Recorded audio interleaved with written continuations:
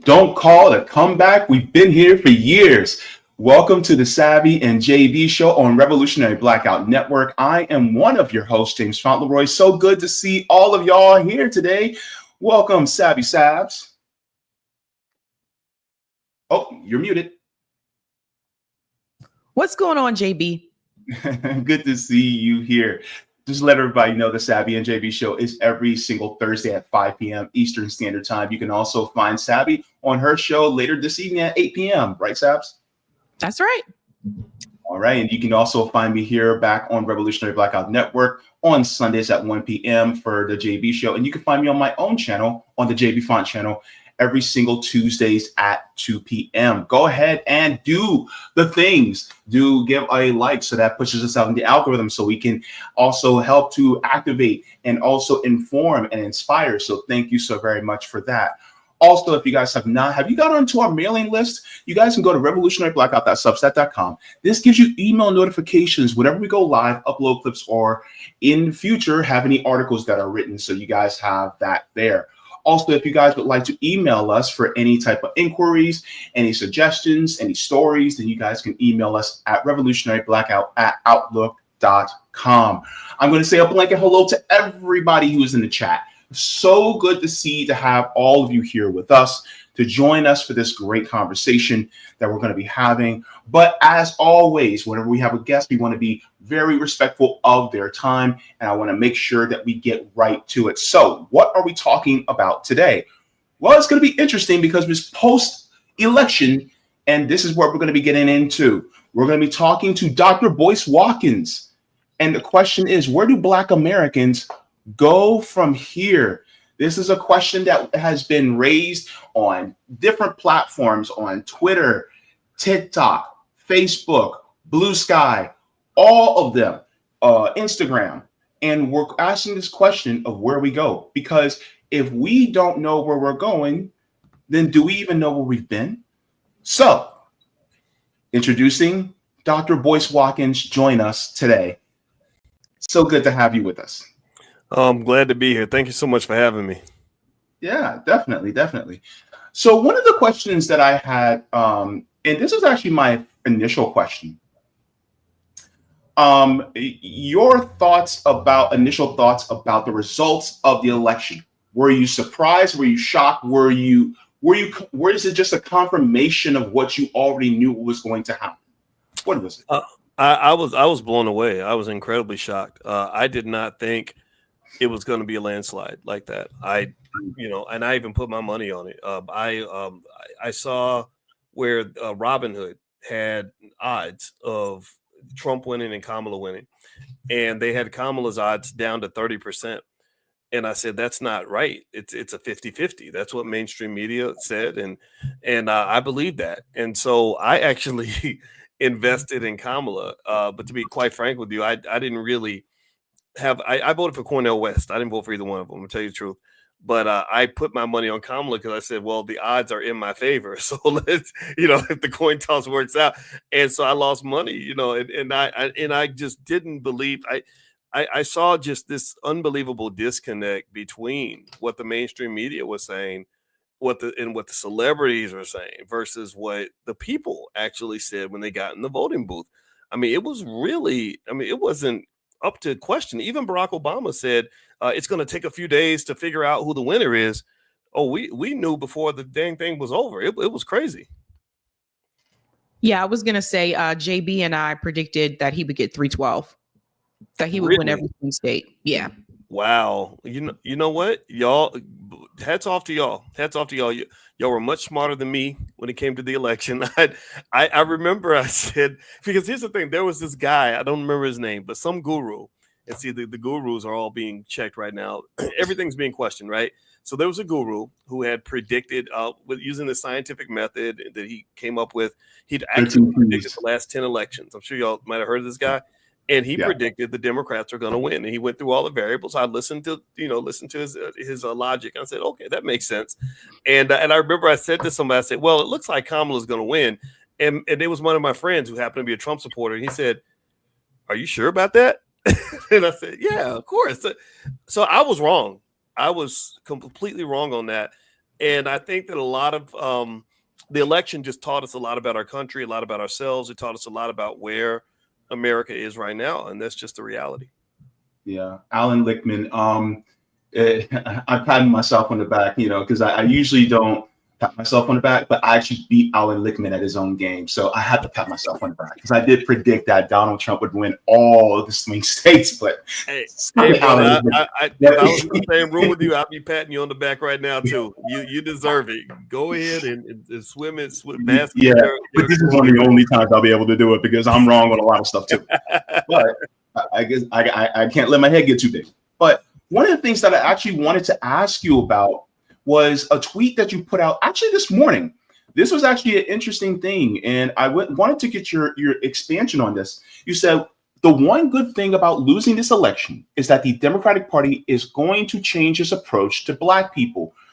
Mm-hmm. Dr. Boyce, do you really think that the Democratic Party would change its approach to Black people? And if so, how? I think that they're going to realize that Black people, we're not as simple as they thought we were. We've become more politically sophisticated in the last 12, 13 years. The struggles of the Obama presidency, I'm not going to say the failure, because I think Barack was, I feel like he represented the country well. I like having a president that is smart and well-spoken. I didn't agree with all his policies. A lot of them I didn't agree with, but I like the fact that he's this guy that at least thinks about things before he says them. But that presidency taught Black people a lot about politics. It wasn't reciprocal. We gave him more than he gave us.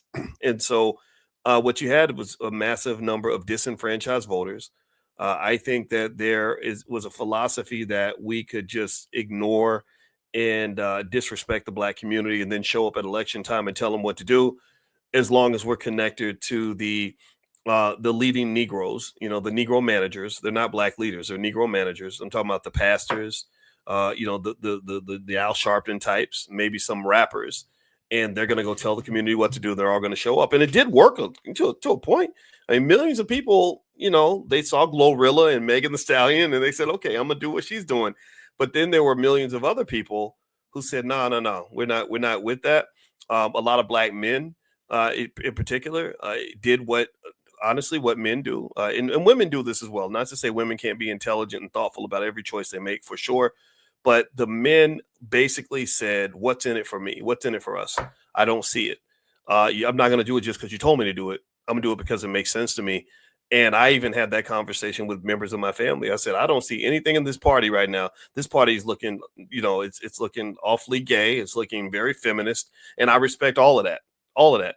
But that's not me. That's not what helps me to survive as a Black man in this society. So I'm going to go over here to Cornell West, and y'all, good luck. I hope it works out for y'all. And that was the perspective I think a lot of people felt.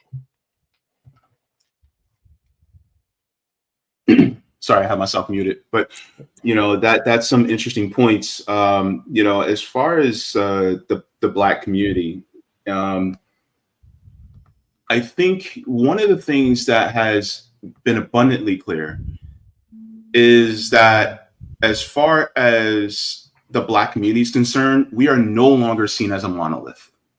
Mm-hmm.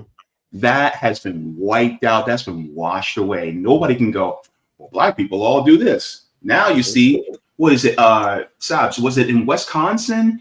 Donald Trump got 22% of the Black vote? Wow. What happened in Wisconsin was that Kamala Harris really underperformed in Milwaukee, which is where most Black residents live in Wisconsin. And so, for whatever he did, he was able to double his support between Black men in Wisconsin, primarily in Milwaukee. And it's not even just the swing states. He was able to increase his support in some of the blue states like California and New York and New Jersey. This was also happening when Biden was still the nominee too, by the way. So that this is not just Kamala. It was also happening under Joe Biden. I just want to be very clear about that. So there was a clear refusal of certain people supporting or continuing to support the Democratic Party as a whole.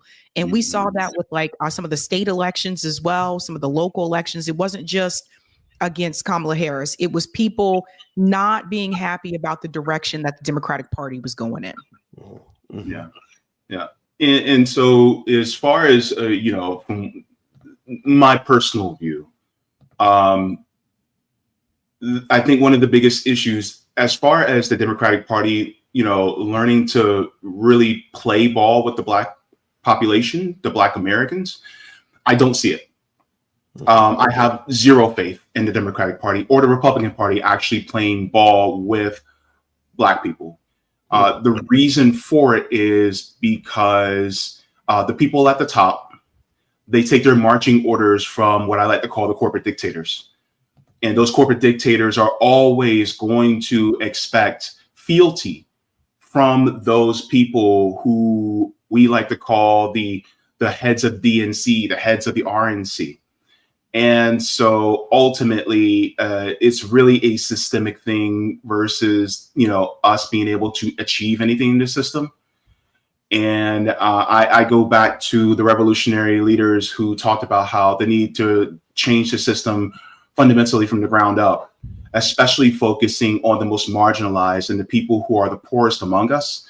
Because if we don't focus on them for the most part and try to build up from there, then we're going to be stuck in this vicious cycle day in and day out, for time immemorial. So that's the way I see it as far as the Democrats. Will they ever be able to do it? No, not really.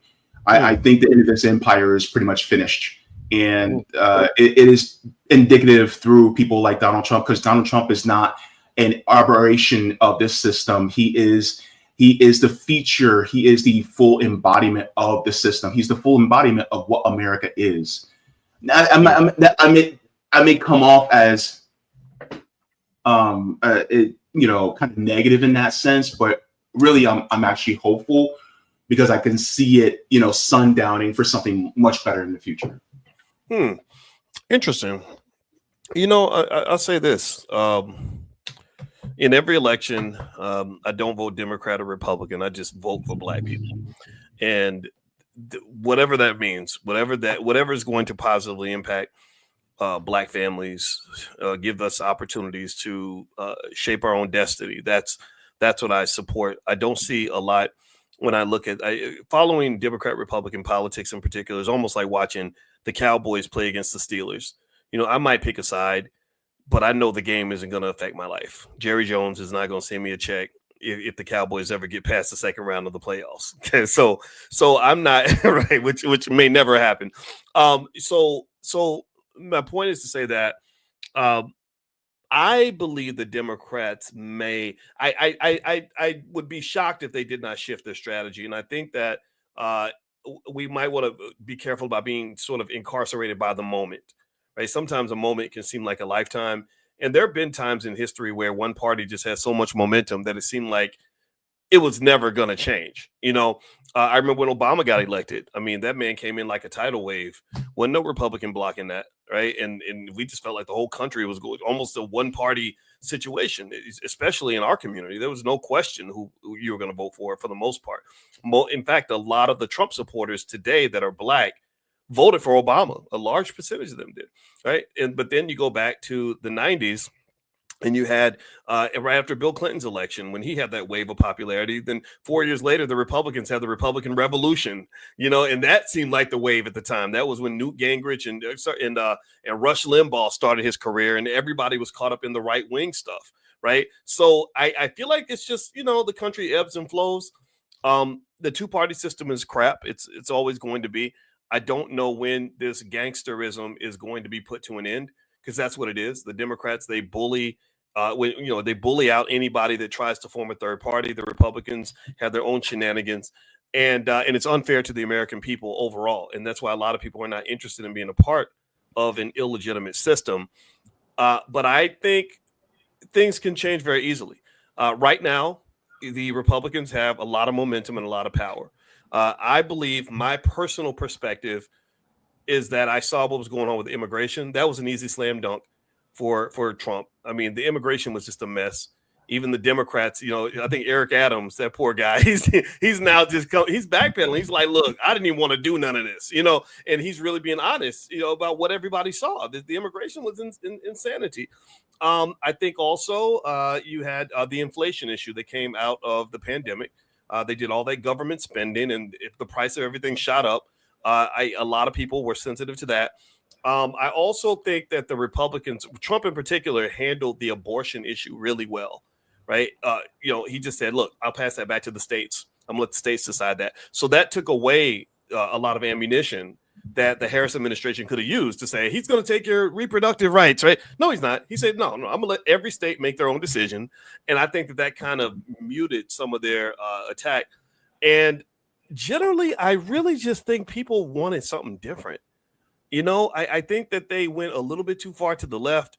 It's unfortunate that the Democrats got sort of hamstrung on this whole trans issue. I think there was a whole thing where, remember that ad where Charlemagne was saying, I don't want to pay money for a trans inmate to get a surgery, right? And then that became a big deal. They ran that ad like crazy. Well, there's only maybe like I think there's less than 30 or 40 people that would actually apply to, which really isn't that big of a deal in the national scene. But what is important is that bigger question of just, like, what are you representing? What ideology are you pursuing? Some of it started to look, in my view, almost clownish. When you got some big old muscular dude who's out running girls on the track and they're acting like that's supposed to be normal. And so I personally felt like, okay, this party, maybe there's somebody who relates to this nonsense, but I sure as hell don't. So I'm not participating. And the other thing that was really interesting was how when you had black men like myself, I put myself in this category, who just said, look, I ain't getting involved. I'm not going to go vote for the Republicans, but I'm not doing this Democrat stuff no more because I don't relate to it. You have people like the Obamas and others coming back saying, come back here, Negro. Like what are you doing with our vote? You ain't got no right to use your vote for yourself. And that was a backlash. A lot of people were like, screw you. You're not going to tell me what to do. And you're showing up like a long lost baby daddy, once every 4 years, trying to order us around like we're children. A lot of men were very much turned off by that. And I think it really kind of exposed the fact that Barack Obama doesn't have meaningful, relevant influence in the black community. He's a figurehead. He's like the Queen of England or something. But when you try to really come in like you got some real power, people push back and say, what have you actually done? They would have listened to Farrakhan before they listened to Barack Obama in a second. So there we go. That's my 2 cents on that. So I actually think that the Democratic Party moved too far to the right. And I feel like it has been moving closer to the right over the years. And I'll give a couple of examples. Number one, Kamala Harris, whoever gave her this advice, and I don't know who did, I thought it was a horrible idea for her to add Liz Cheney to her campaign. We're facing a younger voter demographic that is very much against the wars, against imperialism. And Liz Cheney is a warmonger. That was just a terrible idea. Also, she goes against some of the things that Kamala Harris was running on. So I'm like, you're out there holding these rallies, talking about freedom and reproductive rights and all those types of things. And you're talking about the LGBTQ community. You got to remember how Liz Cheney voted on some of those measures when it comes to abortion, when it comes to the LGBTQ community. So that's one example. The other one was she flip-flopped on fracking. Now, I remember when she ran for president in 2020, she said she would ban fracking. She moved away from that because she thought that would help her in a state like Pennsylvania, right? So she was trying to go. Then when it came to the border, she said that she's going to be hawkish on the border, totally forgetting that she was put in charge of the border during the Biden-Harris administration and chose not to do anything. So I felt like Kamala Harris, with certain positions where she used to have somewhat progressive positions in 2020, she actually moved to the right on those issues to try to appease Republicans. Her campaign had this idea of trying to get these Nikki Haley voters, not thinking about at the end of the day, for the most part, Republicans vote for their party. And there's data that shows this. At the end of the day, for the most part, they're going to back their party regardless of who the nominee was. So I thought that was a terrible idea, failed strategy, even when it came to Israel and Gaza. She tried to both sides the situation. I don't think the Democratic Party realized just how important that particular issue was to younger voters. She lost the youth vote. She lost the Black vote. And I compared her numbers to Hillary Clinton, who also lost, and to Obama and to Biden. She lost the Latino vote. Like you can't win and you're losing all those different demographics. But when I think about moving left, I'm thinking about giving everybody health care. I'm thinking about handling an education issue, whether it's free public universities, something like that. Like those are left policies. Kamala Harris and Joe Biden continue to move to the right, especially on the economy. And I feel that's why they failed the way that they did. The numbers were always showing that Joe Biden was not headed for success. And when Kamala Harris jumped in the race, yes, the polls shot up a little bit, but I predicted as we got closer to the election, she was not going to continue to grow. So I think that the Democratic Party has relied on a lot of advice from corporate billionaires, elites that are out of touch with working class people and working poor people. There's all this rhetoric about let's focus on the middle class. Who's in the middle class today? A lot of Americans are not a part of the middle class. So I think the Democratic Party did lose touch with the working class base. And I think that's why they are where they are. Interesting. Well, I did hear Bernie Sanders say that. I heard Bernie Sanders also make that point that you made. I kind of feel like both parties care nothing about the middle class or the working class, especially working class and poor. I just don't see it, or if you even talk about Gaza, is Trump going to go and, support the Palestinian people any better than Biden did? We know who runs the government. We know who has the money, who owns, pretty much every politician. So that's interesting. You bring that up. I mean, I don't disagree with what you're saying. I think that everything you said was accurate. But I'm just trying to figure out what would make a 25-year-old switch or just say, I'm not going to vote for the Democrats. I'm going to go vote for Trump. Let's take the Gaza issue, right? I'm really upset because they're not doing enough. And look at what they're doing in the Middle East right now to those poor Palestinian people. But I'm going to turn to Donald Trump now. I just don't see that. Maybe you can educate me on that part. Yeah, so I actually had that conversation with Arab American voters in Michigan and from other parts of the country as well. They are very much aware that Donald Trump was not going to be good on this issue. The point that they wanted to make is that they were not going to reward Kamala Harris and Joe Biden for what they have done. And then also Gaza is pretty much almost flattened anyway. So this is the way that they had explained it to me. They did not want this administration or one of the people from the administration to continue on in the White House. So that's the way that they voiced that. What would make people switch over? I mean, and Jaybe and I voted for Jill Stein, just FYI. We didn't vote for Donald Trump. Well, my wife did too. Yeah. So what would make people switch over? What I have noticed over the years is that I think people jump to the other side when the economy is in such disarray. So, for example, Biden won in 2020. What was going on at that time? We had the pandemic. Those of us that live in states that were locked down, people lost their businesses, people lost their jobs, especially if you owned a small business. So that was an attack on the current administration about the economy at that time. People say it's because of Trump's rhetoric. I don't agree with that. I think if the pandemic was not an issue, if that didn't happen, I think Trump would have won re-election. So at the time, the economy was a mess. That's how Joe Biden wins. The problem, I think, for the Democratic Party is that they looked at Joe Biden's run and they said, well, Joe Biden, won, and he ran on a very, moderate campaign, didn't go too far to the left or whatever. But they didn't take into account the pandemic. It wasn't that everybody loved Joe Biden. People just wanted to vote against Donald Trump because of what was going on economically at that point in time. There were a number of people that I know that voted for Trump in 2016. Come pandemic, they're like, nope, I'm going to vote for Biden this time around. Same thing this time. There were a number of people I know that voted for Biden, but this time around they said, I'm tired of this. The inflation's too high. I'm voting for Donald Trump. Economic reasons are one of the reasons that made people just go all the way over to the other side. But also this happens because the Democratic Party never established a strong working class agenda. Not in my lifetime. Everyone brings up FDR. I wasn't alive during then. I don't remember the Democratic Party doing anything for the people. Like you mentioned Obama. Obama went to Flint, Michigan, and he pretended to drink dirty water in front of a room full of Black people in Flint, Michigan. I remember Black wealth tanked under Barack Obama's presidency. He did. So people don't forget these things. And the Democratic Party has relied on identity politics, and we're not Trump. For the past, since 2016, this is what they've been relying on. This is a Black woman, vote for her. Hillary Clinton's a woman. Don't you want a woman president? Vote for her. They have not been meeting the needs of working class people in this country. We haven't even raised the minimum wage. Why is the federal minimum wage still $7.25 an hour? Like these are the basic things. And I think Bernie Sanders had the right idea when we talk about the economics, when we talk about the minimum wage, and I advocate for a living wage. I don't even think people can live off $15 an hour now.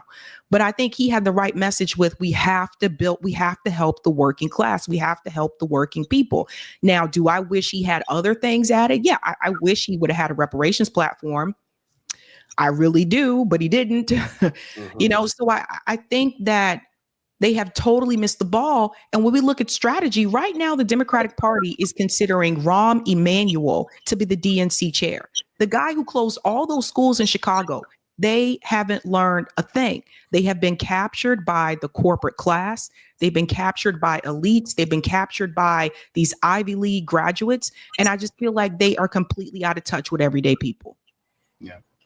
If I can add, as far as the Democratic and Republican Party are concerned, because they have a monopoly, this is why we call them the duopoly, they have a monopoly essentially on where you can go as far as voicing your vote. People oscillate between either this side or that side. And what the Democratic Party has done wrong is they have tokenized marginalized groups. Because let's be real, when it comes to LGBTQ people, the Democratic Party does not care about us, right? When it comes to immigrants, the Democratic Party does not care about us. When it comes to Black people, the Democratic Party, especially Black Americans, the Democratic Party does not care about us. When it comes to poor white people, the Democratic Party does not care about us. They do not care because the thing is, and people look at me weird when I say this, that they are literally in cahoots for the Republican Party because it's a good cop, bad cop situation. It's like, hey, look at me. I'm going to do all these things for you, but you better do exactly what I say or that guy's going to go after you. And then they will dangle your rights in front of your face and say, well, you better do what I say. But then when it comes to actually handing your rights to you, handing you actually tangibles, they don't do it. No. Why? Because they need you to donate to their ActBlue or to their Republican equivalent every single time. The Republicans do to poor white people what the Democratic Party does to Black Americans. Yeah. And this is one of the things that I tell everybody to leave both parties. And, good on you for voting third party, Dr. Boyce. The thing is that a lot of people are honestly, they're so out of sorts because they're working 50, 60, 70 hours a week, and they have no time to actually research what's going on. So what do? They click on MSNBC, CNN, Fox News, Newsmax, and then they're saying, oh, well, it's either Democrat or Republican. And so then there's no actual real tangible, party for them to actually go to that will actually address the needs of the working people, the people who are poor and destitute in this country. And then once you have those people, unfortunately, oscillating between those two, they say, well, there's no real point. And to me, to oscillate between these two, because they're both basically the same. And everybody pretty much knows it. So a lot of people just check out. And so then once they check out, then guess what? The pool gets smaller. And so it only takes a few less people either to win on one side or to win on the other side. This is why, even though the Republican Party actually won, they got less votes than they did last time, but they got even more votes than the Democrats, so they still won. And so, when it comes to, the tokenization, right? The tokenization of being actually woke, right? Because being really woke is actually a positive thing, but they tokenized it. They tokenized it, and they used it. They tokenized us Black people and said, look, we got a Black woman, right? While not telling us that she was biracial. And so the thing is, the problem is actually the tokenization. With all the things with the rainbow flags and stuff, like they don't give a damn about actually LGBTQ people, because if they actually did, then they would actually be doing tangible things in order to make sure that housing, healthcare, education, and all these different things would actually go to help them, but they don't care. And so that's one of the things that I've seen is the huge tokenization of marginalized communities. And this is one of the things, and they're going to continue to keep doing it, because as long as you see Raytheon with a rainbow flag, it's tokenization all day. Y'all both made some great points, and I'll say this. I'm trained in money, so when I see something weird going on, I always follow the money. And one of the biggest mistakes that America ever made was to let money really get into your politics, because money is powerful, and money can be wonderful, but it can also be a poison. And what occurred, with decisions like Citizens United and stuff like that, where they just started letting all this money into politics, is that you've gotten into this game played by the elites, where the American people are just pawns in the game. They know they technically need votes to get elected, but who's going to get you those votes? Why did Kamala raise over $1 billion to run for president? Well, so she could run a bunch of ad campaigns and get you riled up over whatever social issue you care about, and or scare you. Like, fear is proven. Studies show that fear is the most effective way to get people to vote. It's the most effective way to get people to buy things. It's the most effective way to get people to read newspapers. Fear. So fear is low vibrational energy. So if they keep you on that low frequency, then they can manage and control you much more effectively. So think about it. We don't vote out of desire. We don't say, okay, I'm voting for this person because I like them and I'm going to have a better life. We vote because we're afraid of the other party, right? We're being told the story. If you don't vote for us, then has anybody seen Project 2025? Remember the BET Awards where Taraji's like, look up Project 2025, y'all. Look it up, y'all. Look up 20, and then on the other side, same thing's happening. I mean, just this fear mongering. It's insanity. And I didn't fall for it, but I know a lot of people who did. And I could not have debates with these individuals, because when you're in that heightened state of fear, you're not logical. You're not trying to prosper and succeed. You're trying to survive. You're in survival mode.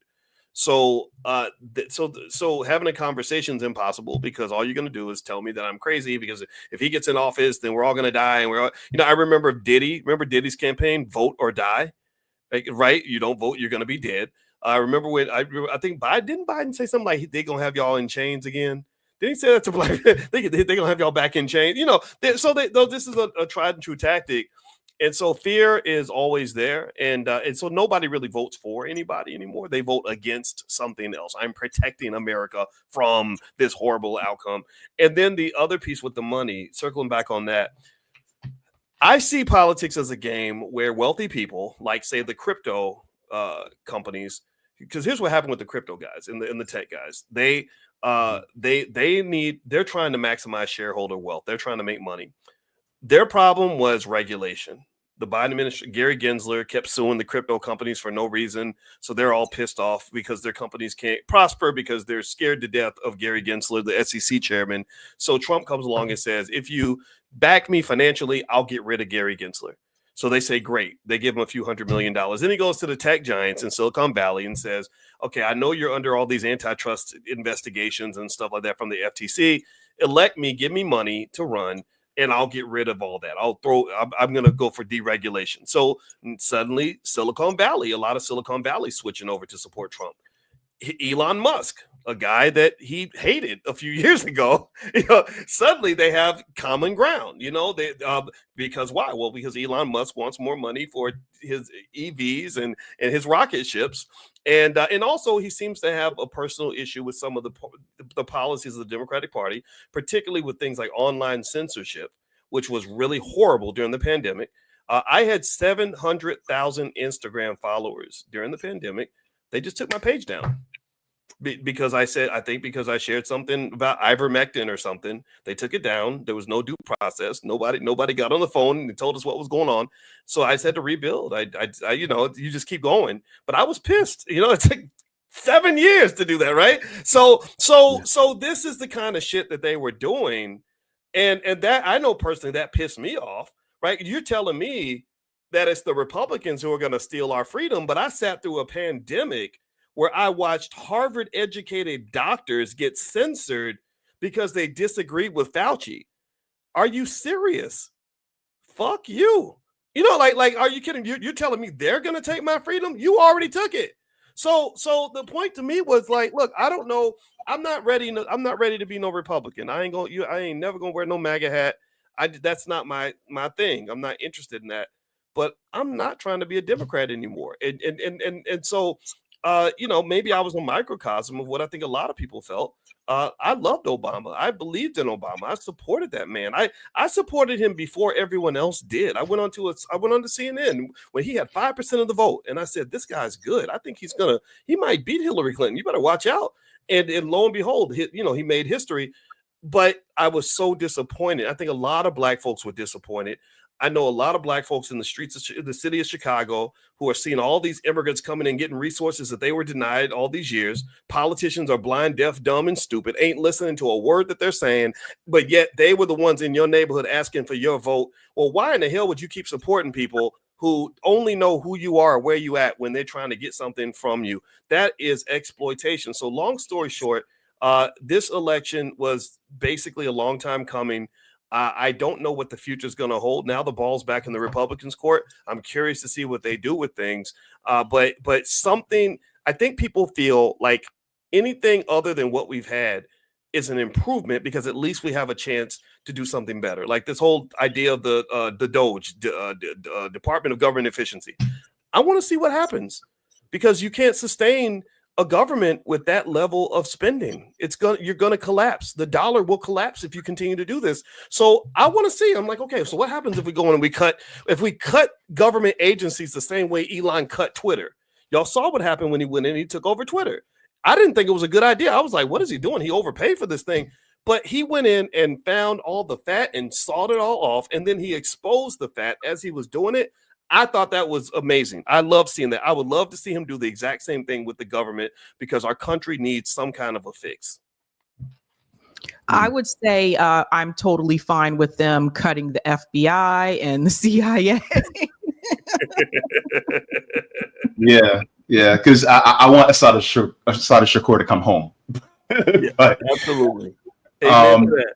Yep. One of the things that I wanted to go into was to talk about Trump's different cabinet appointments. Look, I was at dialysis yesterday. I was on my phone scroll. Let me do a reenactment. I was on my phone. I was at dialysis. I was scrolling. And I was like looking at after appointment. I'm like, what the hell is this man thinking? Oh, Marco Rubio. Look, I live in Florida. Look, go ahead. Pray for me if you need to. I live in Florida. Marco Rubio? Little Marco? Are you kidding? Look, let's get into it because this dude he had me scratching you know what? I wasn't scratching my head. I was laughing because I was like, some of you people who are MAGA who thought that Donald Trump was anti-war, you were, like Donald Trump says, wrong. They were wrong. Yeah. Hang on, let me get this. This is out of the Washington Post. Talked about actually all of Donald Trump's picks, right? So, of course, we all knew J.D. Vance, right? But Secretary of State Marco Rubio, which he is a neocon's neocon. And I just want your reaction to some of these appointments and what are your thoughts on them? Because I just look at it like Donald Trump basically has egg on his face for some of these appointments. You know, I'm not really qualified to give detailed analysis of these individuals. Okay. I have seen, when he makes an appointment, I look it up and I think things through. I like Robert Kennedy. You know, I hope that he's in there. I don't have a big issue with his affiliation with Musk because Musk is a person that executes things. I also don't hate Trump as much as a lot of people do. I don't love him or hate him. I just observe him and I see the good and the bad. I followed him since I was probably 19 years old. And I remember the time when he was admired for being able to accumulate massive amounts of wealth. And he's shown some genius in that regard. However, there's also, in my view, a lot of corruption that took place along the way. Like when he built a $400 million hotel at the age of 28 in the 1970s, it was almost impossible to get a construction project done that big without being connected to the mafia somehow, because the mob kind of controlled a lot of construction in New York at that time. Also, when you're to casinos and you're dealing with Russian people, I don't know. I feel like there's definitely some stuff there that's a problem. However, at the same time, when I study Donald Trump's history, I do see him as a person, while he certainly has significant personality issues, perhaps some narcissism, he seems to be a person that really loves his country in his way. He seems like a person, he and Elon Musk seem like people that are arrogant enough to think they can really save the world. And the world has confirmed that by giving them both billions of dollars to work with. And I think that some areas in terms of problems in our society, I think they see what a lot of us see. And I also look forward to seeing what happens when you have businessmen running the government that also have their own type of patriotism. Now, sure, it is a white male leaning sort of patriotism. And you look at right there, those are white guys for the most part. And I personally don't consider them to be the number one ally for the Black community, but that doesn't mean we can't have things in common. So one thing about Trump that's interesting too is that when you look at his history, he's always been a leader. Even when he was 10, 11 years old in military school, he's been a leader. He's been a fighter. And he's been a patriot in his own way. And so now that he's president, on the downside of that is that just kind of confirms his inflated ego already. But I do think that he's trying his best to make the right decisions. I think he'll be a better president than he was in 2016 because experience matters.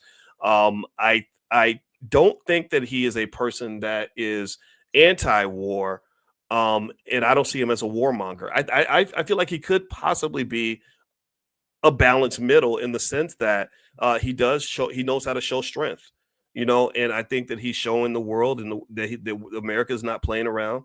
We're not trying to be, liberal pussies anymore. And to be honest with you, my father was a soldier and a police commander, and I kind of understand that. That's what I grew up around, where you can't be nice. You can't always be a good man and a great man at the same time. So I don't see Trump as a good man, and I think he might possibly be a great man. As far as leadership and the quality of his appointments, I do question some of the things there, like you're talking about, like the guy, the defense secretary, doesn't seem to have the experience for that role. And I think that that's where Trump's connection to his loyalists may be a flaw, right? He seems like a guy that, because he doesn't know who to trust, he's kind of operating in this gangster mode of, I'd rather have people around me that I can trust who are mediocre than to have extraordinary people around me that I can't trust. And if you listen to some of the military guys talk, I think there was a Navy SEAL who said if you had a chart where you had skill on the y-axis and loyalty on the x-axis, you got the people that are highly skilled and highly loyal. That's obviously preferred. But if you had a choice between someone who isn't that loyal, who's highly skilled, versus someone who's mediocre, who's very loyal, you pick the person who's mediocre, who's extremely loyal. So I think that's where I personally see this as a display of Trump's ego. He relates to mostly white males because he feels somehow that, I guess, they've been oppressed because of diversity and DEI and all that. So that's their thing, I guess. But also, I think he's just looking for people that he knows are going to help him execute the plan without him feeling like he's going to be betrayed. I know a guy that was at a meeting, Kanye West, who's just interesting. He's up and down. Kanye and this other guy, they went out to Trump's house. And I don't know if you remember that. They had a dinner at Mar-a-Lago. And it turned out the other guy, Nick Fuentes, was, I guess he's something neo-Nazi or something. I don't know what the hell, something like that, right? So they went out to the house and Trump invites them in. My friend described it to me personally. He said, yeah, he was very nice to us. He treated us well and he sat us down and he was very friendly and personable. And then he gets a call. And basically the guy called him and said, you're being set up. They're trying to say that you were sitting with a neo-Nazi or whatever Fuentes is supposed to be.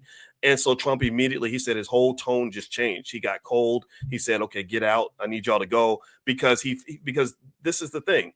Even though Trump is not always a good man, I don't disagree with any of that. He hasn't been treated fairly. I think that all these prosecutions are politically motivated. They wouldn't have done this to him if he was a Democrat. And what's probably pissing them off the most is that everything they've done to destroy him, he's been able to use it to make himself stronger.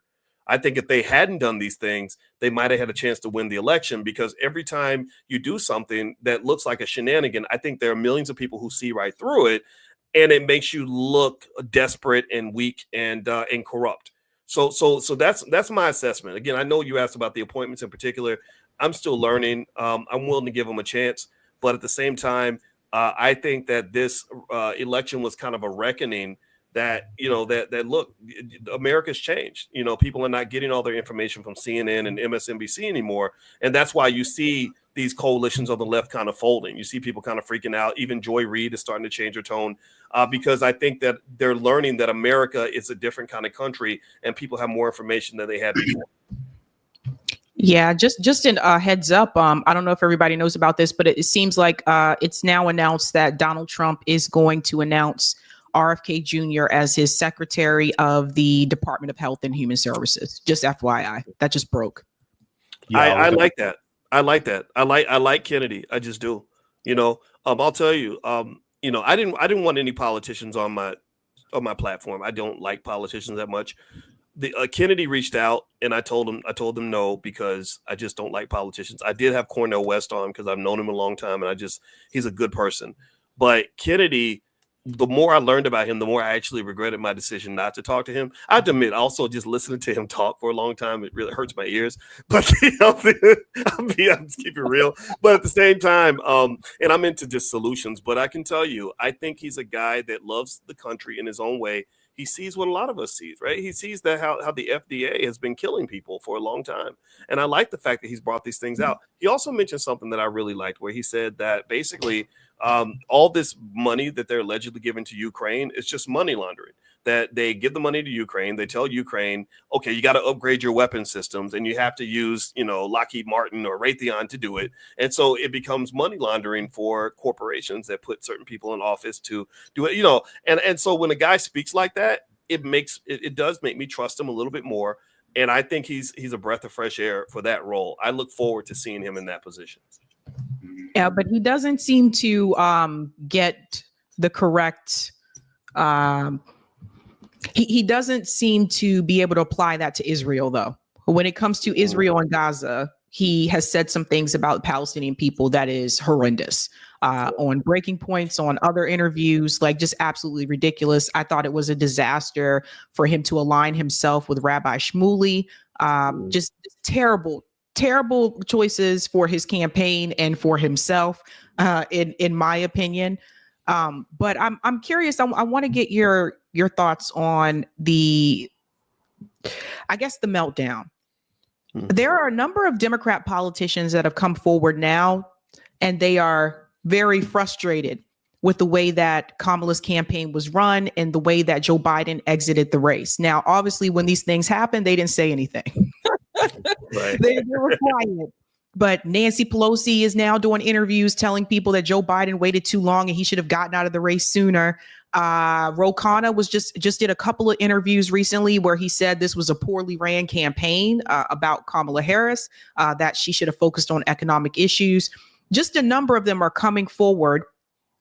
And obviously those statements from them would have been more beneficial during the time that Kamala was running, just keeping it real. But they don't want to turn on the party. They don't want to criticize the party. And I guess they especially didn't want to criticize Kamala Harris's campaign. But I want to get your opinion about that. How do you feel about people speaking up about this now that she lost? Because I feel like if she would have won, we would have never heard this. Right. And that's, there's something in psychology called self-attribution bias, where if you ask somebody about their favorite basketball team and you say, okay, did they win or lose? If the team won, people will usually say, yeah, we won. But if the team lost, they'll say, yeah, they lost. So what happens is we attach ourselves to the winning team. And then when you lose, you distance yourself. There's a natural tendency to distance yourself from something that is an embarrassment or whatever. This was an embarrassment. This was a blowout. The team lost by 30 points and they got dunked on the whole time. So who wants to be on a team like that? So I'm not surprised by any of this. I also will say that, again, you had mentioned earlier how we over-focus on identity politics, but I do think that Kamala being a woman makes a difference. I think that we, as a country, are still not yet ready to elect a female president, even if she's truly the right person for the job. I just don't. I think that plays a part. I don't think they would have criticized Biden, or if Biden had run and lost. I don't think they'd be saying the same things. I think that they sort of feel like there's a void in leadership, and that's when people start to just kind of go on their own agendas.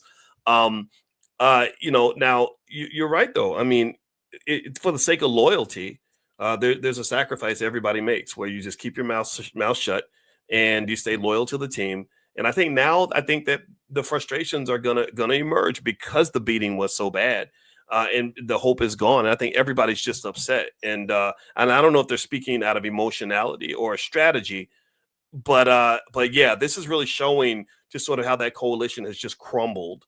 Because think about this. I mean, if you know that what you believe in and what you've been trumpeting and what you've been fighting for is horrifically unpopular in the country right now, why do you want to be associated with that? I expect these people to pivot. They're politicians. They're not going to stand in the line of fire and say, yeah, I stand on the shit that everybody else hates right now. I think they're going to move over and say, no, really, what I would have done if I was running this, So I kind of expect that, and it's actually quite funny to watch, because you had these Negro minions like the DL Hugleys and other people literally getting on Twitter fighting people. DL called and personally cussed me out. That was an honor to be cussed out. 5 minutes. He threatened to beat me up and did all this other stuff. Like, it was a real gangster move from a comedian. I said, "What?" I said, first of all, fool, I know karate, but second of all, why are we even having this conversation? This is weird, But yeah, so apparently that showed me that it's really gotten to him. That shows me that. Yeah. That makes me say you don't really believe the shit that you're doing, because if you were confident enough to stand on what you believe, you wouldn't even waste your time getting on the phone with somebody like me, taking the time to cuss me out. Like, that doesn't even make any, that's not even logical. You choose your side and you fight for it, but I don't think that a lot of the fights were genuine. I think that as Kamala's doling out that $1 billion, right? Everybody's getting paid, everybody's making money. And a lot of those endorsements were just celebrities just making appearances, just like they would do a concert, in exchange for money. And I think that what this really showed us is that the American people can now have a bigger voice. And here's the thing, too. This is another reason why I'm very happy that the Democrats didn't get elected, is because I think they fear that voice. They fear these people. They have these big podcast platforms with millions of followers. They fear the Joe Rogans and people like that. So they would have regulated all of that. They would, I believe, I agree with Musk when he said if they get elected, they're going to try to shut Twitter down. I don't know if they would have shut it down completely, but they sure as hell would have regulated the shit out of it, right? So I'm a free speech guy.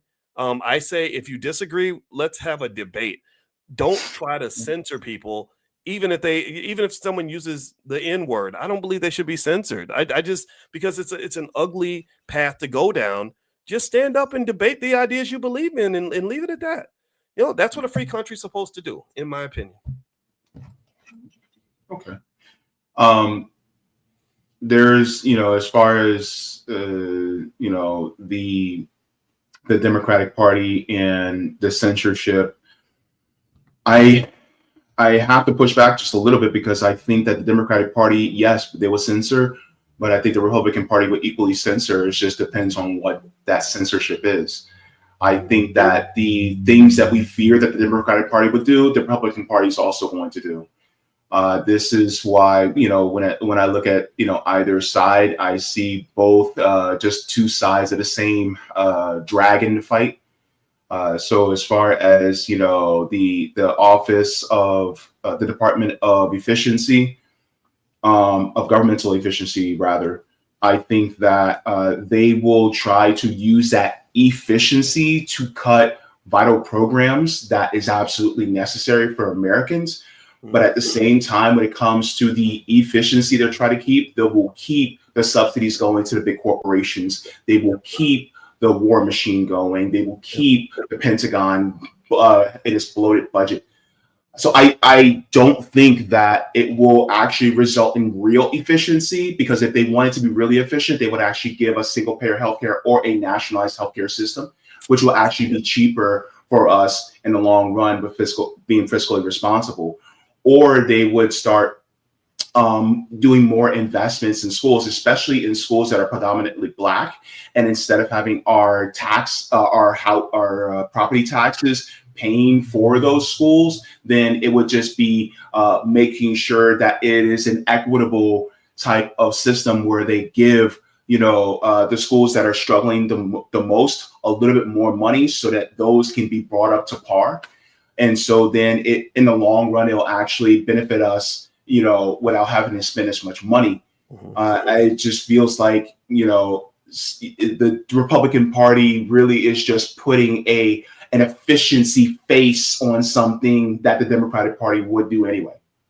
Well, I think you make a great point. I can't even disagree with you on any of that because, I mean, a lot of the fiscal mess that the government's in, I blame that on the Republicans. I think it started back when Reagan almost got killed, and he was able to pass through all these big tax cuts, and then we had this 80s era where everybody believed greed was good, and they also orchestrated the destruction of labor unions and things like that so that the capitalists could make more money. That's when they were pushing, fairy tales like trickle down economics, which we know does not work. And as a result of that, America never really recovered from that. I think the last time America was truly great economically anyway was the 1960s. That's when we did everything right. You still had your wealthy people and your CEOs making money, but you had, a good living wage for everybody. And you had workers' rights, you had unions and things like that. And they just dismantled all of that because we became addicted to capitalism. And circling back in terms of the government, when you get because money is the poison in the government that keeps us from having a true democracy. In my view, America is a capitalist democracy. Capitalism is the big brother. Democracy is the little brother, and the big brother beats up the little brother and takes his lunch every day. The capitalism drives the democracy. So you are correct. You're voting for Jill Stein puts you in the unfortunate position of being too intelligent for this dumbass system. That's what it is. You're smart. You think for yourself. And studies show that 70% of all people will follow the crowd, even if they know that the crowd is wrong. So when you have people that are like, wait, what is this shit? This is crazy. You're in the minority. And that's what makes it difficult because you get argued down by your relatives and people who aren't thinking about this sort of thing. And so because they're stuck in fear, like, well, what about the Republicans? What about the Democrats? And so you are right, though. Everything you said is correct. I can see Elon Musk. Remember, Elon Musk is a capitalist. He's a businessman. So is Trump. You're right. When they go in there and they claim to pursue efficiency, they're going to cut a lot of programs that are designed for poor and working class people. That is a tragedy. That is a problem. I think that the best thing I tell my students in the Black Business School is I say, okay, so what are we going to do now? What's the solution? I don't think voting for the Democrats is the solution necessarily because our wealth has never increased under either group. So how about we focus on ourselves? How about we take the opportunities that do exist? We can build those Black-owned businesses. We can support each other. We can invest in the stock market. There's no whites-only sign on that stock market. And as a result, I can tell you, I had a lot of students, and these are regular working class people from, everything from the hood and beyond, right? Every demographic is represented. All of them were ecstatic after the election because they made a ton of money when all these stocks rose up because of who got elected. Right. And so I personally think that managing our economics has to be the key. It sucks to have to tell everybody, hey, you got to own stock. You got to be an investor of some sort to survive in this economy. But that's the only reality I know, unless you know how to change the political system and turn our politicians from something other than a bunch of corrupt bastards who are paid off by corporations.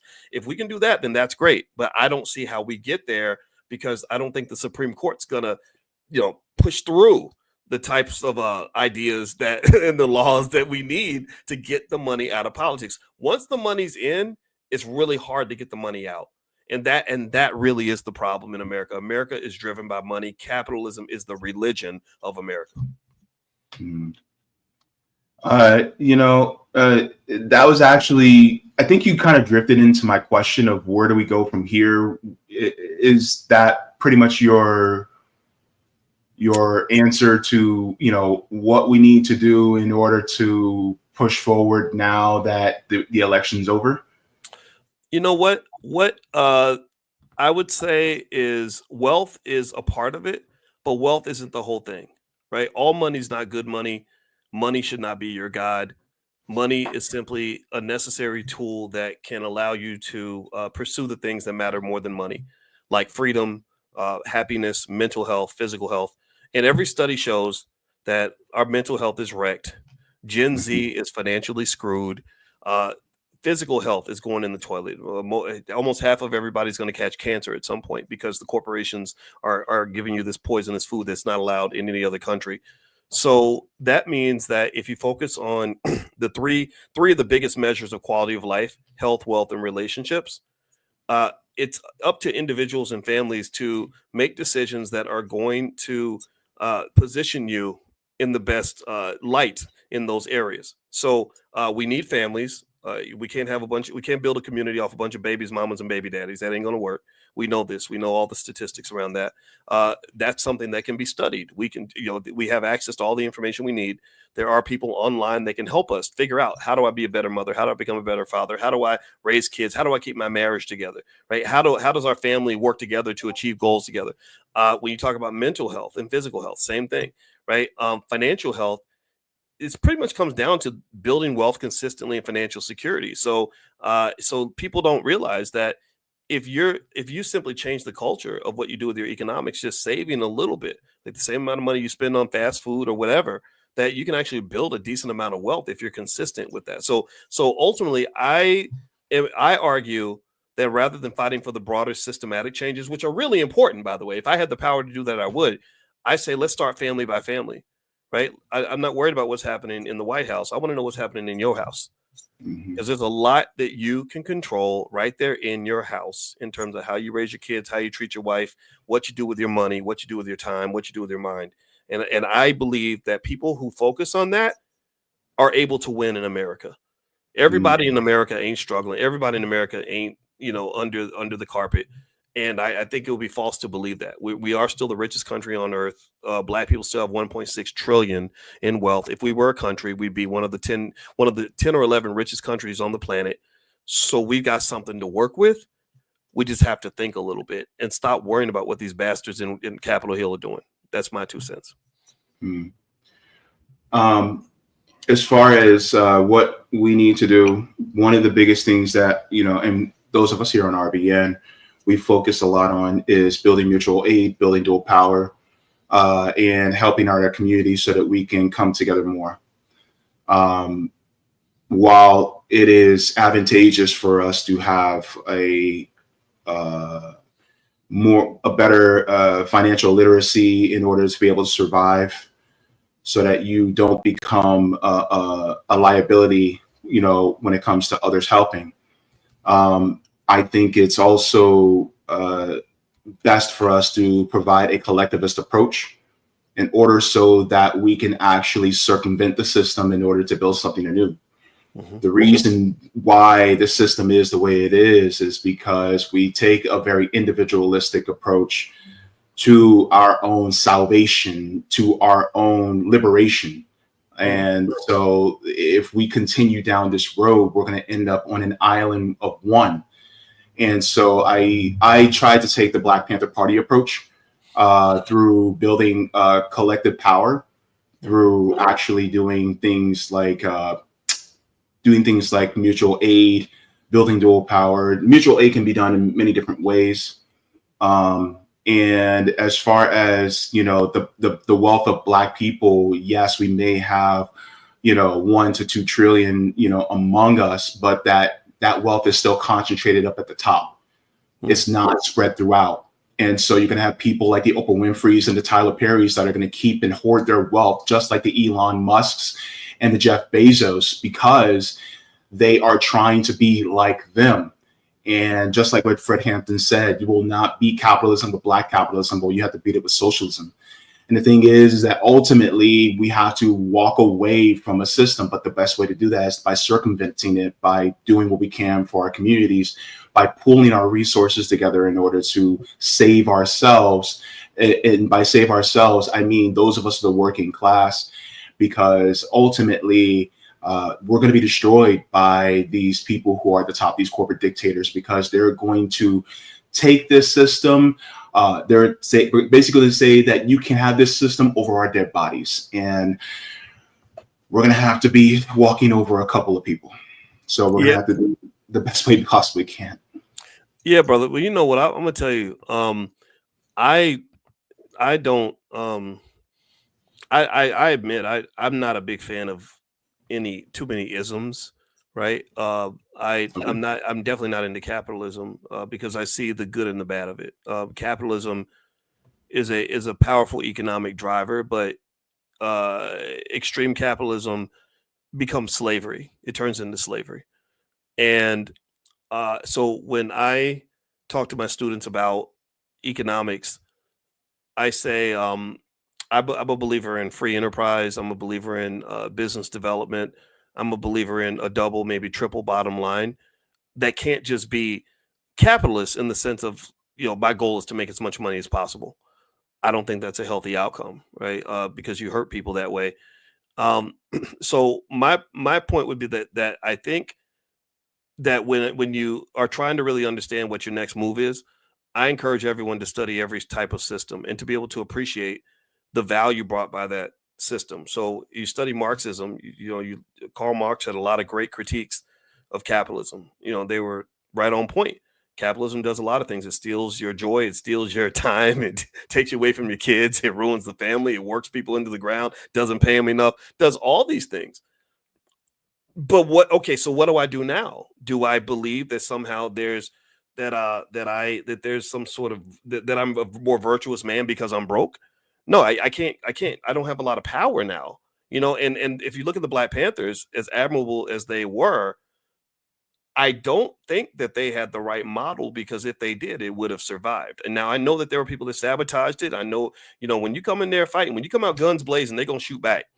But when I think about things like the free lunch program, I say, well, why did it have to be the free lunch program? Why couldn't it be the 25-cent lunch program so they could raise some money to pay the people that are dedicating their lives to this purpose?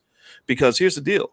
If you do free lunch, then people come and eat your free lunch, but then they go right down to the white man's liquor store and they give him $5 that they should have given you. So my belief is it could have been subsidized to say, look, if you have no money, then it's free. But if you got money in your pocket, you need to support us. We're asking the community to help us get this job done. And because I know you're about to go down to that grocery store, that liquor store, that beauty salon and spend money over there. You're not going to mistreat us and treat the oppressor in a certain way. So I think that free enterprise, it might be the solution. I think money matters. We talk about money all the time. People not being able to pay the bills and the grocery prices getting too high, a living wage. Money is really important. So I think economic independence goes a long way if it's intelligently applied. It goes a long way to achieving all the things in life that really matter, like your freedom, like your family, like your well-being, like your happiness, things like that. So I think that there's a blend. So I'm not a capitalist, but I'm not a socialist. I'm not a communist, not a Marxist. I'm just a Black man trying to figure this shit out. That's the goal. Well, one thing I will say is when it comes to the free lunch program, the breakfast program, in a way, it did kind of live on because the public school system. True. They kind of took that model from the Black Panthers and implemented that in the public school system. Yeah, absolutely. I don't, and I hope it didn't sound like I was criticizing the Panthers at all. I mean, they were braver than I am. They did some amazing work. I just believe I can say, though, I've seen really powerful movements fail because there was nobody there to pay the bills. Even the civil rights movement, Dr. King needed the business owners to write a check so he could pay the payroll. Think about it. You spend the whole weekend protesting capitalism, but then you got to put your picket sign down on Monday because you got to go work for a capitalist so you can pay the bills. How about you form an economic engine that funds the movement so that you can do the work and then have enough money so that you don't have to go and support the very same system you're fighting against. So because remember, capitalism is built on slavery. It feeds off of economic desperation. So if I am a leader and I'm an activist, my first goal is to make sure I give you the bare necessities, the basics that you need financially so you can pay bills, and then we get back to business. Can't nobody go and be an activist if your children are hungry? Or if your wife ain't got a pair of shoes, or you're about to be evicted, that's going to take top priority. So I would almost argue that that activism going forward has to have some sort of economic element that goes beyond asking for donations. Donations, I don't think sustains you in what we're trying to deal with. I think every single person in our community who wants to be free and successful should make sure their kids know how to go make some money and do it in an ethical way. If they do that, then you can get the money out of the way, and then you're free to do whatever you want. Because the way they control you is through money. That's most of the racism is driven by money. Most Black people I know, their biggest fear is not, oh, am I going to get shot by a cop today? That does happen, but that's not their biggest fear for a lot of people. Their biggest stressor is, I got to get up and go to work for this person who hates my guts, and I have to do it because if I don't, I'm going to be homeless. So I think we should raise our kids to be economically independent so that they can really get out here and really fight. And I don't see anything wrong with that. Maybe, and I think Garvey understood that kind of thing. And so I think we should look at all the models and formulate something that's going to get the job done, not just sort of pick one model over the other. Because even the influence, even when I would look and I would see the influence of the communists and the socialists on the Black community, I would say, well, who the hell brought that in? What white man in Europe decided, oh, I'm going to use these people to pursue some other agenda that I already had back, when I was in Germany or Italy?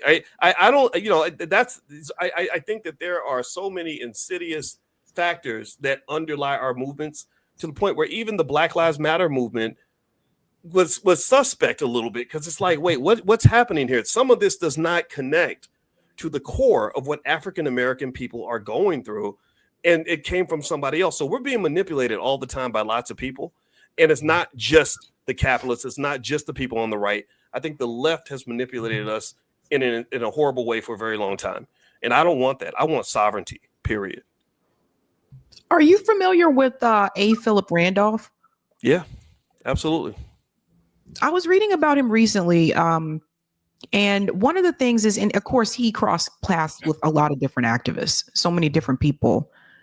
He had critiques of Garvey. And one of them was that he felt that Marcus Garvey was one of the people that was actually limiting. He was a hindrance on the movement that A. Philip Randolph was trying to do, because Marcus Garvey, and correct me if I'm wrong, but from what I understood about Marcus Garvey, he kind of wanted Black people to have their own place that they could go to in Africa. But at the same time, according to A. Philip Randolph, he was kind of surprised to find out that Marcus Garvey was also willing to side with the Klan on certain issues. Interesting. So I don't really know if Marcus Garvey, and I know a lot of people bring him up, but I don't really know if Marcus Garvey is necessarily the right person to look to, because it seemed like in the end, Marcus Garvey was trying to look out for himself. He was willing to throw Black people under the bus if it worked out for him. That's the impression I got. It's a book. I can show you. I can show you I'll send you a picture of it. I'll send you a picture of the cover of the book so you know what book I'm talking about. But it's about A. Philip Randolph. That's a great point. I didn't know about his critique of Garvey. I don't consider that any of that to be impossible. I wasn't there at that time, and we tend to look back at people from previous eras like they were perfect, and a lot of them were not. And for all I know, that could be accurate. I would say that it's really, I think critical thinking and consciousness is really important for Black people, because I think that before you follow something, you have to make sure it makes sense.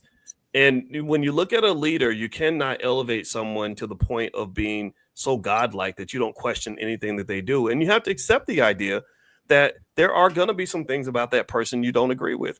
Like, I love Malcolm X. I do. He's one of my top two people of all time. Him and Muhammad Ali and Malcolm X are my two greatest heroes of all time, right? I'm from Louisville, Kentucky, and I walked the same streets. My grandma went to high school with him, so he inspired me, because I was like, man, if this guy from my little hometown could change the world, then we can do anything. But when I look at their lives, there are so many things. If I told you all the things I critiqued about each of them, you would think I didn't like either one of them. you would think I hated Ali. If I pointed out the mistakes he made, oh, he was boxing for way too long. He messed around with his money. He brought too many women in his life. He shouldn't have done what he did to Malcolm X. Like, I could keep going down the list, right? But and I think that critical thinking ability matters because yeah, if you follow anyone blindly, I think that you're gonna probably find some stuff that doesn't sit right with you. And it's okay to do that as long as you understand at some point you might end up having to support something that you wouldn't support otherwise. Because I've done that too. Sometimes I've said, like Louis Farrakhan, I'm deeply loyal to Farrakhan and the Nation of Islam, but I've seen things that have happened where I've been like, I don't understand that. I don't agree with that. But because I chose that team, then that's my team, period. Right? So I think that when you talk about Garvey, yeah, he probably was a guy that did some things right, but he was probably flawed because he was human. W.E.B. Du Bois, same thing. A. Philip Randolph, same thing. Martin Luther King, same thing. Malcolm X, same thing. Ain't none of these individuals, Jesus, or even Jesus, did he even exist? I don't know, right? So my point is to say that I think you have to find your way to navigate as your own leader. That's my point. I believe the greatest Black leader in America is inside of you, because only you know your situation, only you know your values, only you know your life, and you've got to lead yourself into a place where you can be content and happy. I don't think I'm not a big fan of any of this, like, oh, this one guy or this one movement is going to fix everything. There is no one movement. Every movement has flaws, in my opinion. All right. Well, look, can you let everybody know where they can find you and what projects you also have coming up in the near future? Sure. Wealth is my thing. I'm a finance professor. I taught at Syracuse University for a lot of years and some other campuses, and Black wealth really matters to me. And in the Black Business School, we have 169,000 students around the world, and we are the best on earth at solving the Black wealth problem. We've already solved it. We already know the solution. It just has to be implemented. And we do. I do a free daily class. It's 100% free. It's called Financial Consciousness, aka Economic Elevation. And literally every morning at 10 a.m., I meet about 1,000 students and online, and we just talk about money every morning, because one of the things that I wrote about in my last book, which is called The 10 Commandments of Black Economic Power, is that our biggest problem economically, it's not access to resources necessarily. It's not access to knowledge necessarily. It is culture and habits. And so if you form the right culture, form the right habits, culture will inform you more about economics than any college class ever will. So by meeting every day, every single morning, 7 days a week, and we've been doing this for a while, our goal is to shape culture. And it's working. It's very effective. We have lots of families that have seen their economic conditions skyrocket, because literally what I do is I give you a brain dump and tell you what I see as a finance professor in terms of where the money's at. So the best way to get access to the money is to go where the money is. So if people want to join, they can pull out their phone, text the word money to the number 87948. So text money to 87948, and I'll send you an invitation to class. And I guarantee you're going to get something from it. So that's it. All right. Thank you so very much to Dr. Boyce Watkins for joining us. All right. Take care. Thank you for having me. I appreciate it. It was great. God bless you. Bye. Bye-bye. All right. So I have a few thoughts in my head, but I just wanted to make sure that we got through, having a great conversation. And as far as, we're going to have people on here who we may have some disagreements with. Of course, I do have some of mine.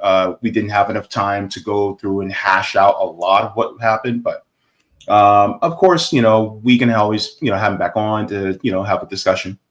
But one of the things that I wanted to get into was some of those chats, some of the super chats, if there's any type of Rumble rants or anything like that. So we're going to go to that. Let me check to see if we have any Rumble rants really quick. Rant. All right. Looks like we're good on the Rumble side. Oh, by the way, I forgot to mention, did you guys make sure to please like the stream? That helps us out very much. Thank you very much for that.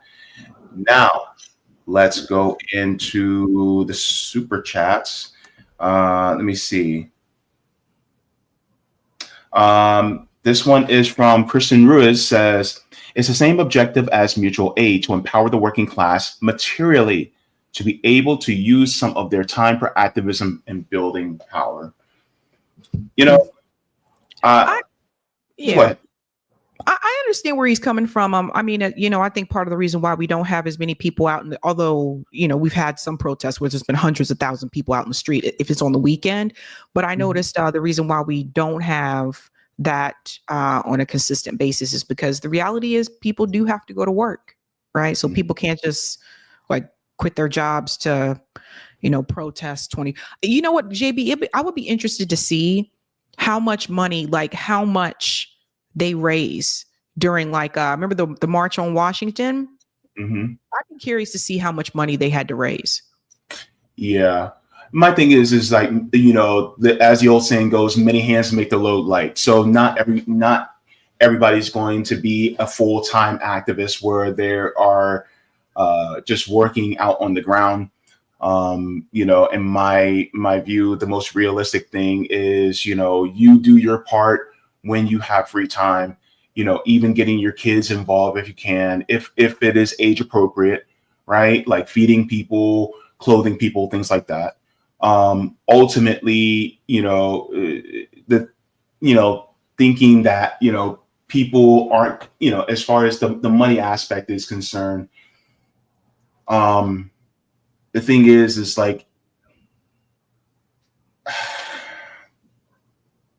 you can't tie capitalism to building mutual aid and dual power, because if you do that, then that means you're just a charity. Right. Yeah, because there's a difference between mutual aid and charity, you guys. Yeah. And also, capitalism is not making money. Capitalism is about who owns what. There's a difference between capitalism and commerce.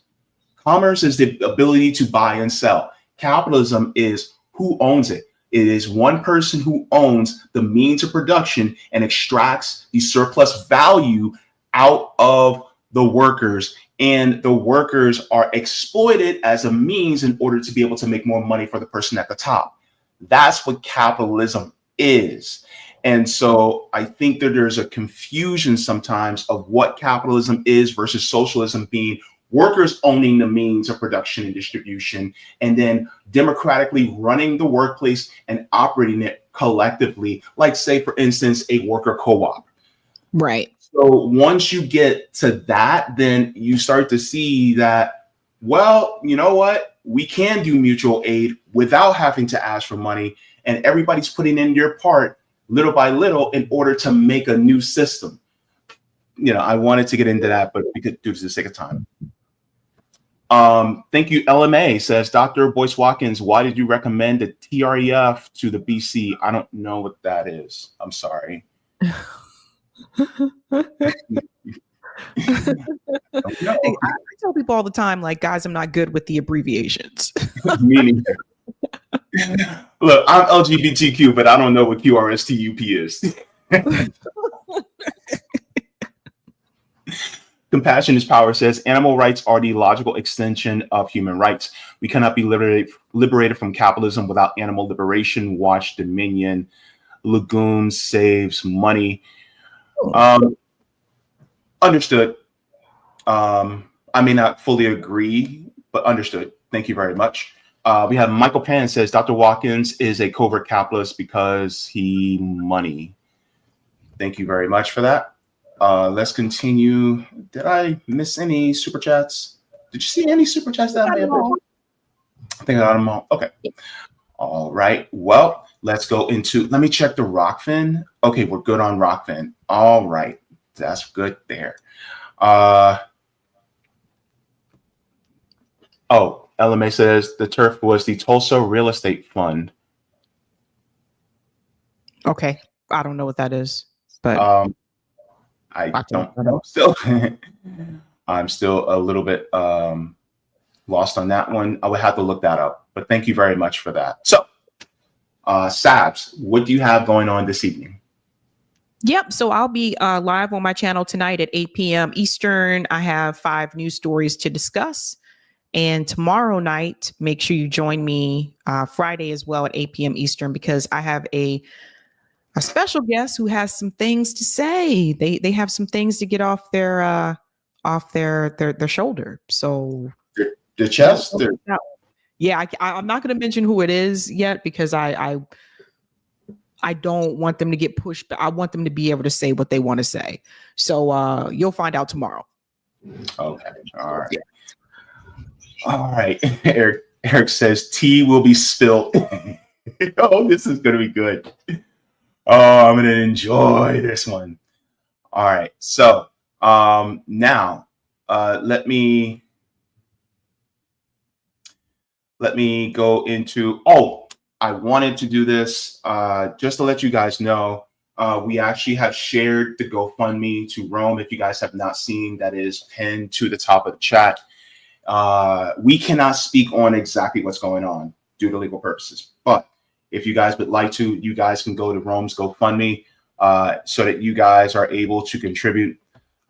We would like to see him, liberated. So thank you very much. Here's what's raised so far. And did they meet the goal? Yes, that's the goal. No, but I think they met the goal. No? Looks like it. Looks like the goal. But I'll put it this way. Unexpected expenses do occur, so I'm still going to share it anyway. But I just wanted to give a shout out to Rome that we are trying to help him with his legal services. So if you guys would like to, you guys can also help out with that. Thank you so very much. Yeah. That's awesome. Because I didn't realize it had already. I know someone had mentioned on Twitter that they needed about 800 or something more. So it looks like they already met that. So that's good. Now, with that being said, we're going to give a shout out to patrons on Patreon. We're going to end with this. Without you guys, we would not be able to do this type of work. You guys make this possible. We appreciate every single one of you. And look, the type of work that we do, we do have the RBN chapters, all over the United States. We have me and Sabby. Sabby's in Boston. I'm in Orlando. You have Nick that's in Kansas City, and you have Rome that's in Detroit. And so we try to do what we can to build dual power, to build solidarity among our communities. And if you guys would like to, this is the type of work that we do. And we appreciate, any type of support. And we do, the work on the ground that we try to do as much as possible. And we try to bring the news to you from a Black left lens. And so without you guys, we wouldn't be able to do this. And we just want to give a huge thank you from the top and bottom of our hearts. It has meant the most. And so I just, thank you guys for this. And please continue to support independent media wherever possible. And by the way, support independent media. Go ahead and see Savvy Sabs at 8 p.m. Eastern. So we're out. Any last words, Sabs?